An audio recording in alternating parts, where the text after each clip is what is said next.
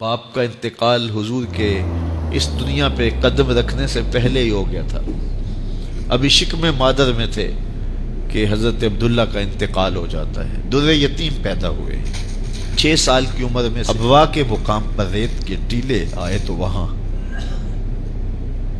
سیدہ آمنہ کی طبیعت خراب ہو گئی. اور پھر لمحے بھی زندگی کے آخری ہیں. سیدہ آمنہ نے محسوس کر لیا کہ یہ میری آخری سانس ہے. سیدہ پاک نے حضور کے سر پہ ہاتھ رکھا اور روتے ہوئے کہا کہ بیٹا، ہر نئی چیز نے پرانا ہو جانا ہے، ہر باقی نے فنا ہو جانا ہے. میں بھی جا رہی ہوں. وَذِكْرَ بَاب وَوَلَدْتُ تُحْرَا، لیکن میرا ذکر نہیں مٹے گا، اس لیے کہ تیرے جیسا ستھرا بیٹا چھوڑ کے جا رہی ہوں.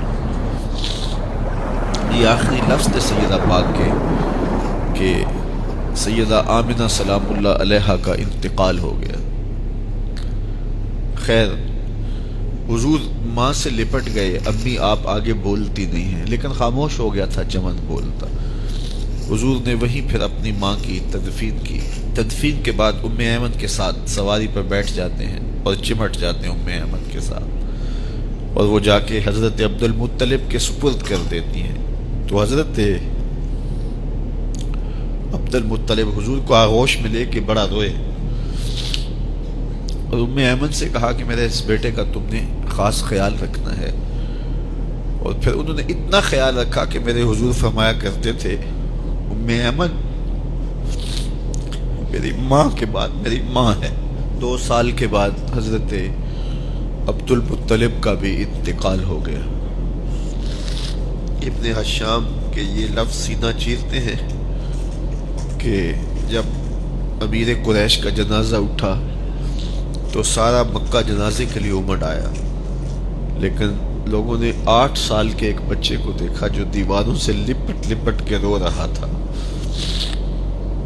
آج یہ سہارا بچھن گیا تھا. پھر چچا کی کفالت میں آئے. پھر ایک وقت آیا کہ وہ بھی اس دنیا کو چھوڑ گئے، اور اسی سال حضور کی اہلیہ کا انتقال بھی ہوا، اور اس سال کا نام عام الحزن، دکھوں کا سال رکھا. اہل مکہ نے جو سلوک کیا وہ کسی سے بھی مخفی نہیں ہے.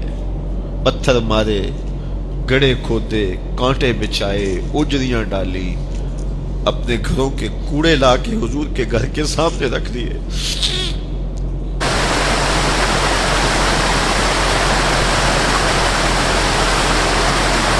چیز کی سزا دے رہے تھے حضور کو. حضور علیہ السلام کو پھر طائف کا سفر کیا. شاید وہ لوگ میری بات کو سن، لیکن انہوں نے جو دردناک سلوک کیا ان کی تاریخ کا ایک بھائی دردناک بات. تو باشوں کے ہاتھوں میں پتھر ہوئے. اس راستے میں میرے حضور کو گزرنا تھا جو اس راستے کو کھڑا کر اور وہ آ کر حضور پہ پتھر مارتے، حضور کے پاؤں پہ پتھر مارتے. آقا کریم علیہ السلام پاؤں اٹھاتے تو وہ دوسرے پاؤں پہ مارتے. پھر حضور شدت درد سے بیٹھ جاتے تو ان کے 2 غنڈے دائیں بائیں سے آگے بڑھتے اور حضور کو کندھوں سے پکڑ کے اٹھاتے، پھر سنگ باری کرتے.